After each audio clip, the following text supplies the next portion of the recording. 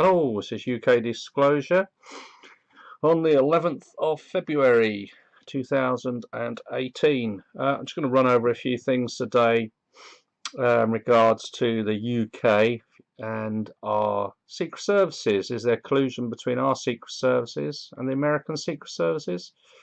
You've been seeing, well, with all these memos that have been coming out in America, just showing you how the FBI were in collusion with the Clinton administration, coming up with a fake dossier trying to say that Trump was colluding with the Russians.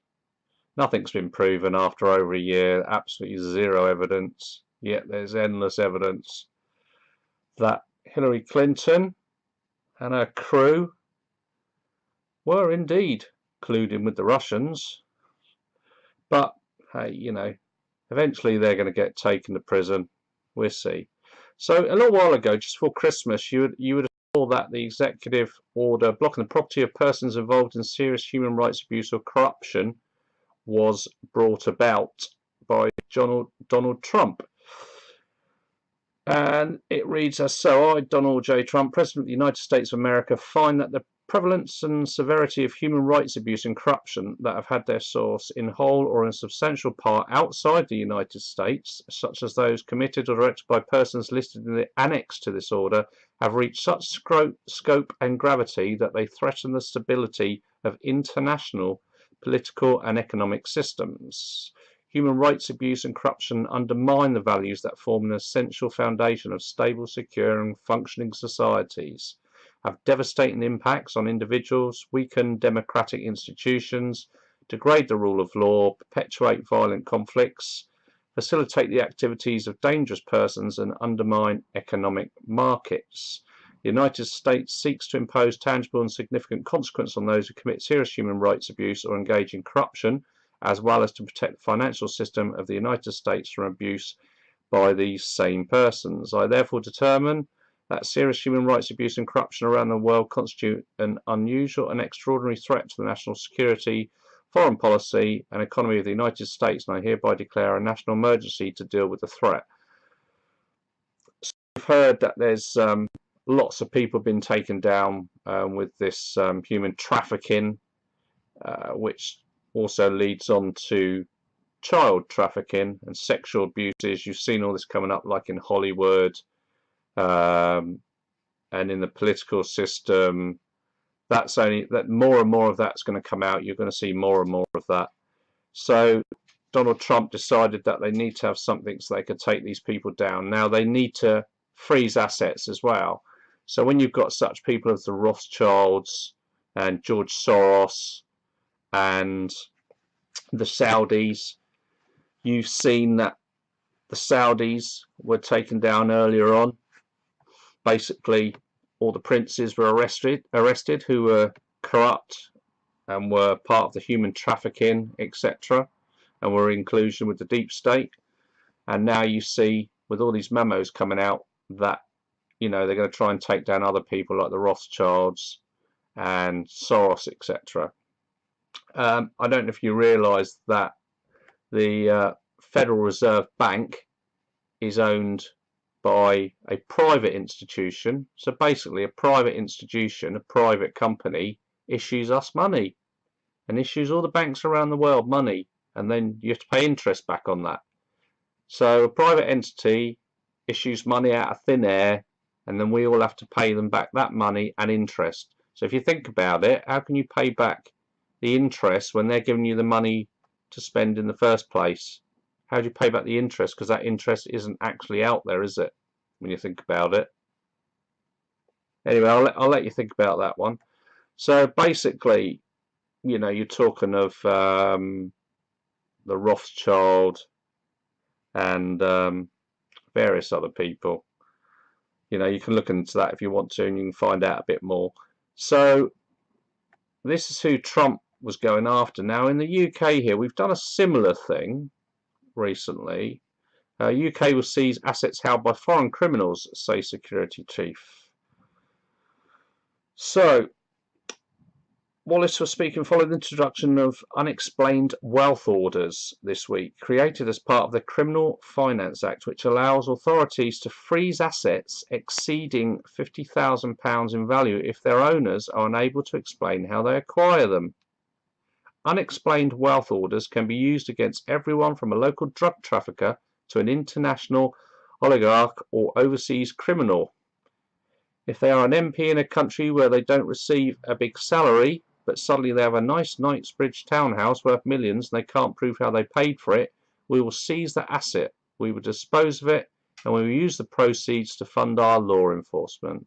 Yay! That's what we need to do.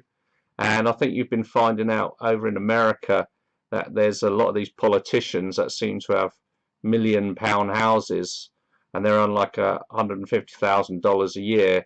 And you think, well, hang on a minute, how can I accrue that amount of money? Well, quite obviously they're being paid off, aren't they? But all that corruption's coming to light.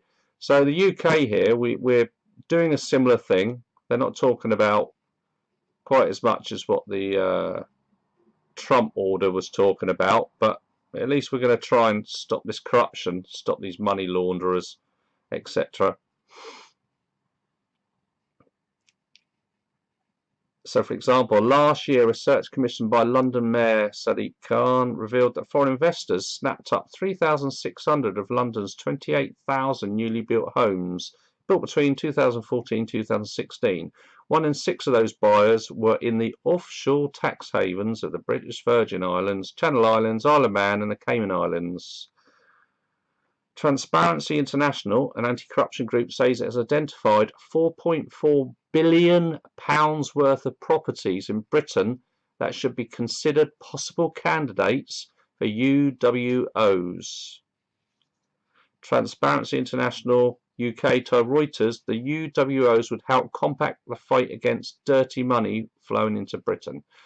So it looks as though we're following suit, which is a good thing, and maybe other countries will do the same thing once they see what's going on, and we can shut these people down.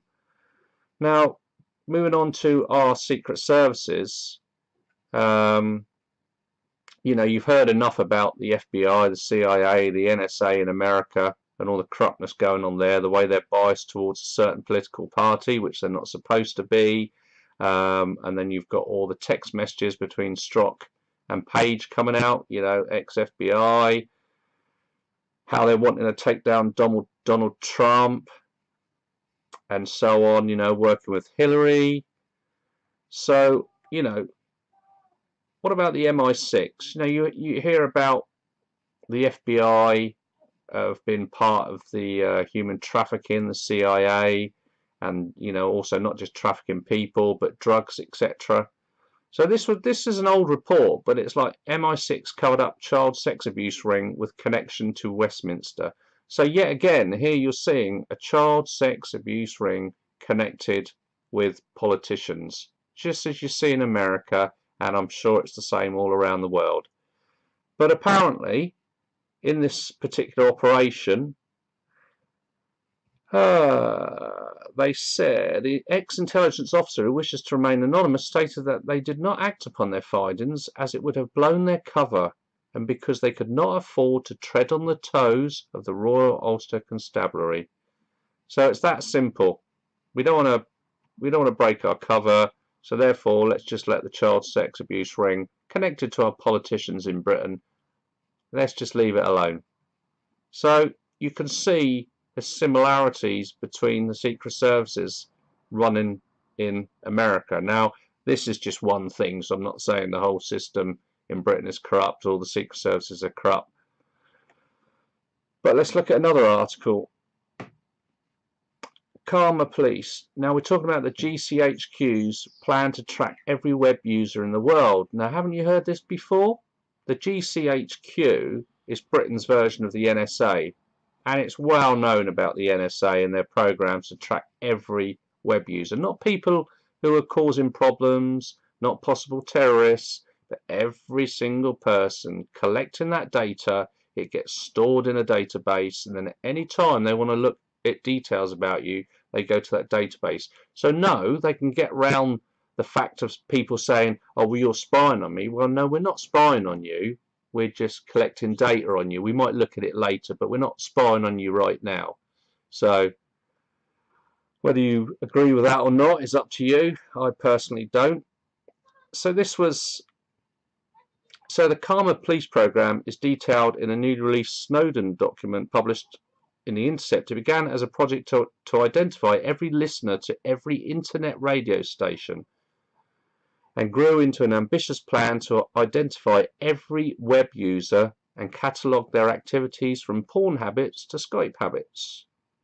Now, what right have they to watch in on what people are doing in their own private lives? The program began in 2007-8, and it mined Black Hole, which is GCHQ's repository for all the data sucked up by its fiber taps, which it calls probes.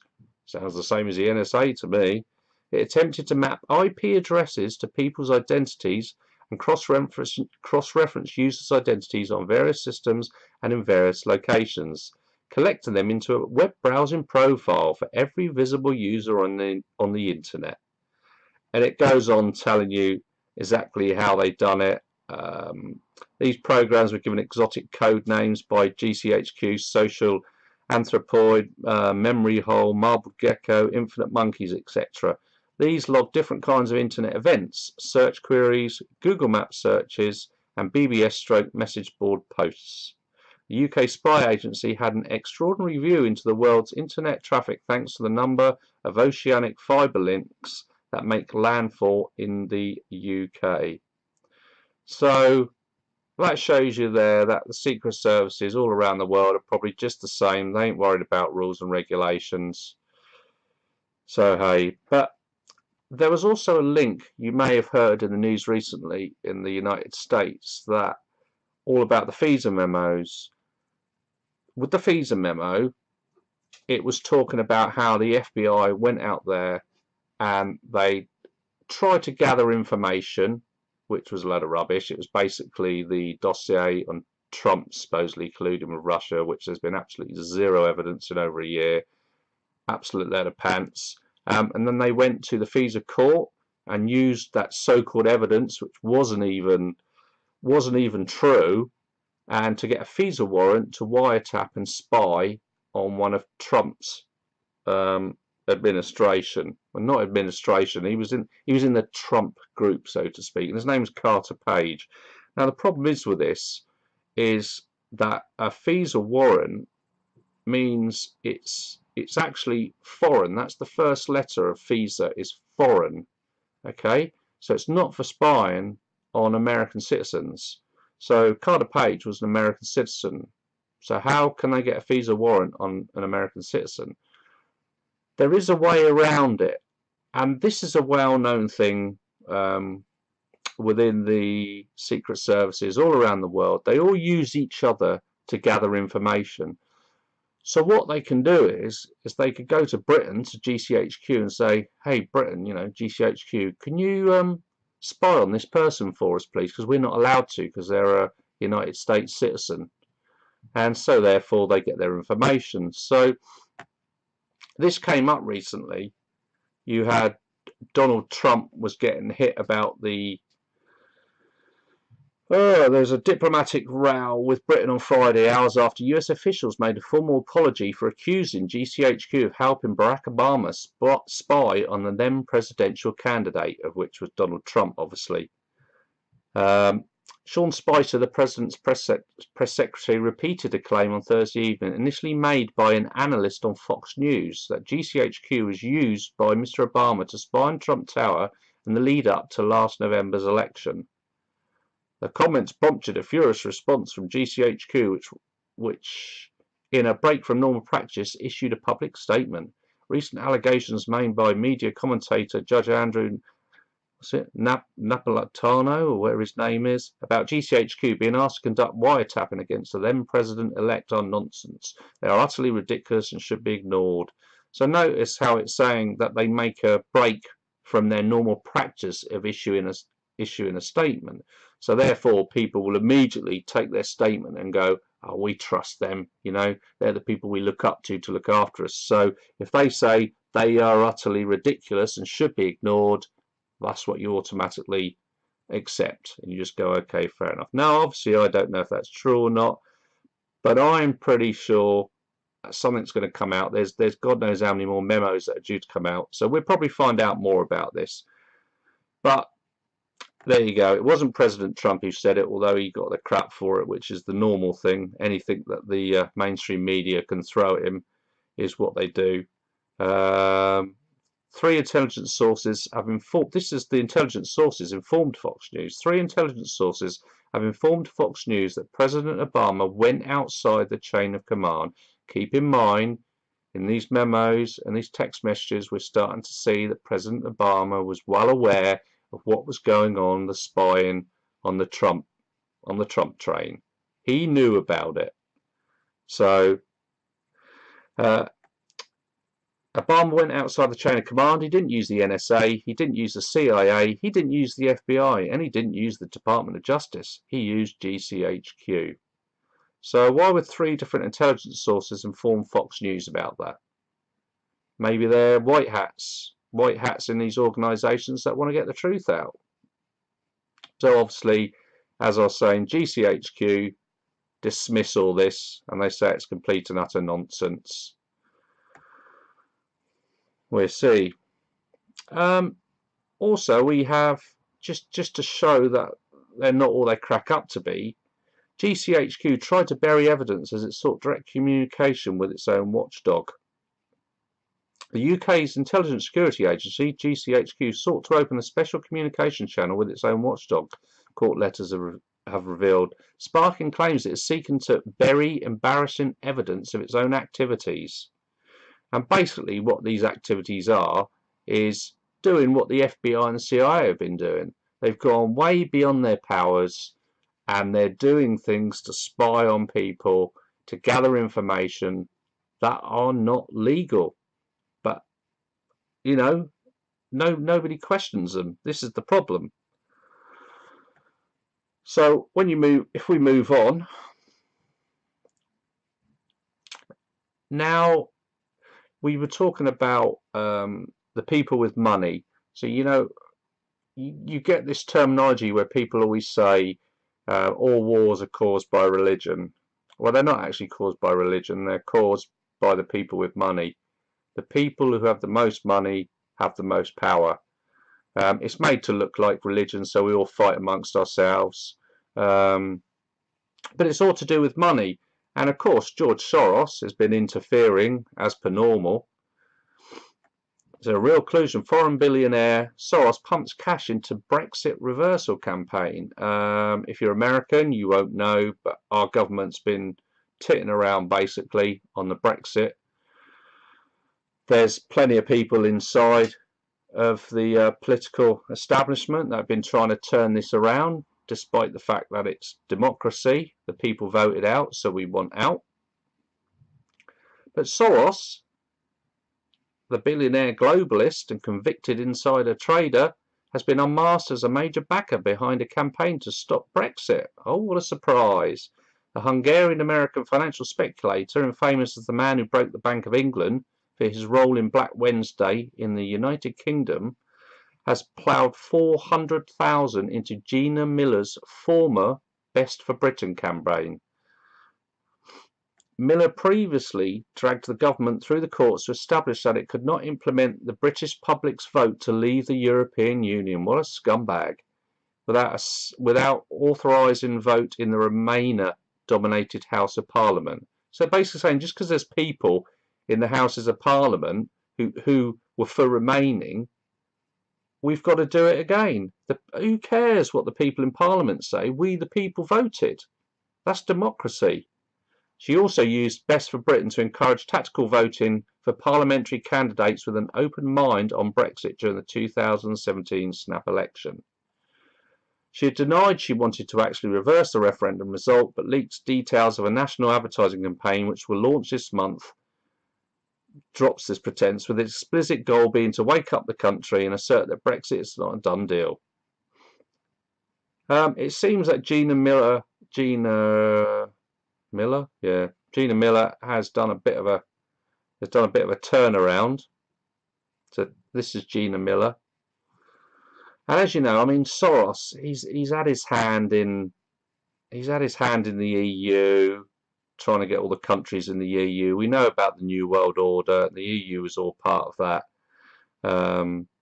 But like Black Wednesday, for example, was a result of the UK joining the European exchange rate mechanism, a precursor to the euro. Mr. Soros saw the unfavourable position of the UK while joining and made billions after the UK lost 3.4 billion in a single day. See, this is what these rich bankers do. They create environments where countries will suddenly lose loads of money, and they will go in and buy things up, and then they make loads of money because they will basically bring that economy back up again.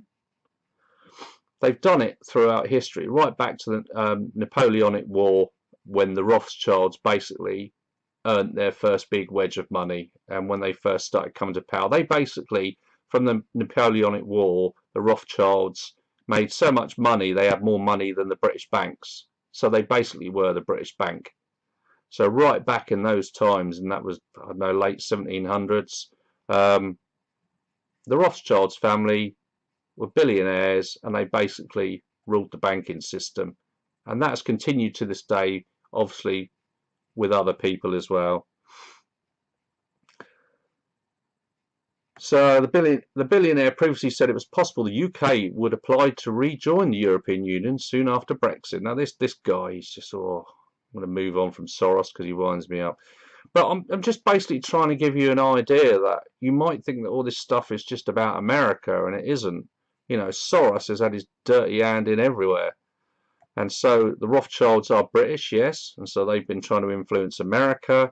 So it's not about nationality, it's about how much money you've got. So you can actually buy the political system. Excuse me. Moving on. So basically, the way Soros done it, it was the Best for Britain group working to overthrow the government and block Brexit. Miller apparently has stepped out of that role now. I think she was last in it around about, it says here, April the 19th, when she was on Twitter talking on behalf of Best for Britain, but she says she thought that was wrong, and she realises that's not the way for democracy. This idea of bringing down a government and guerrilla warfare, I don't agree with any of that. I'm a transparency campaigner. It doesn't matter which side of the argument you're on. So, you know, good for her. She's done a turnaround, and she's not going after that anymore.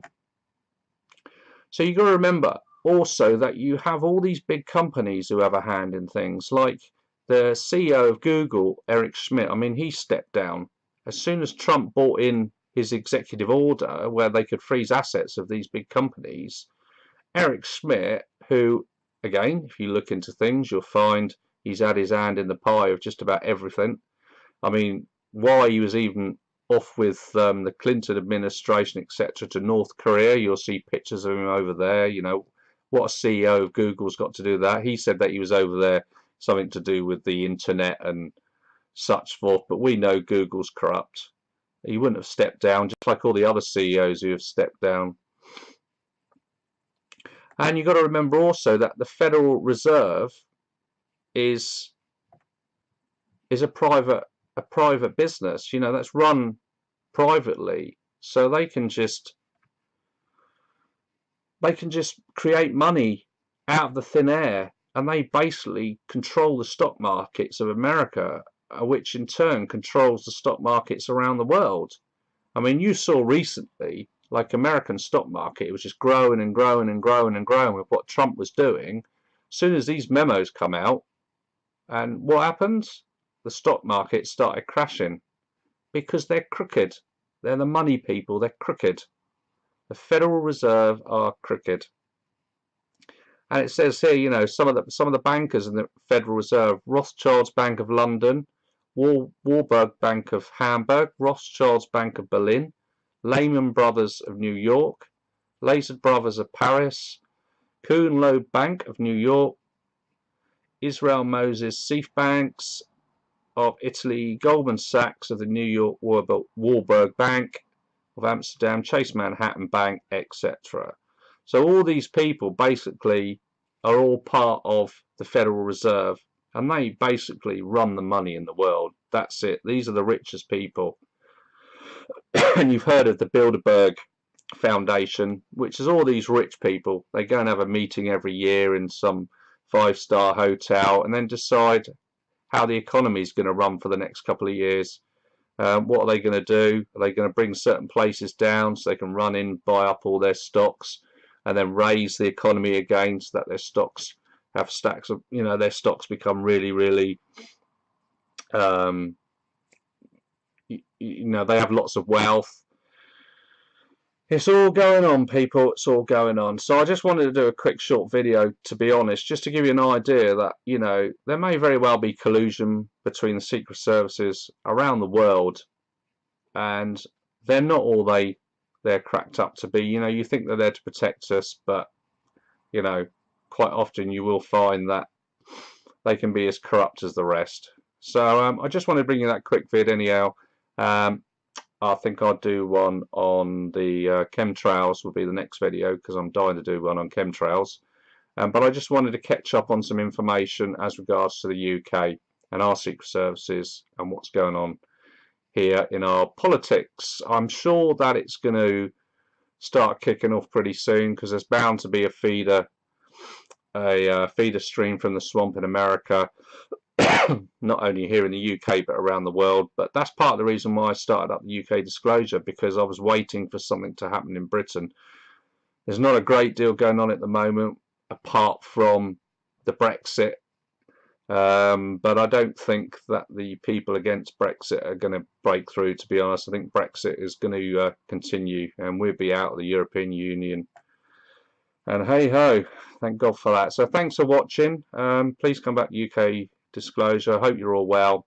Take care, and I'll see you next time. Bye bye.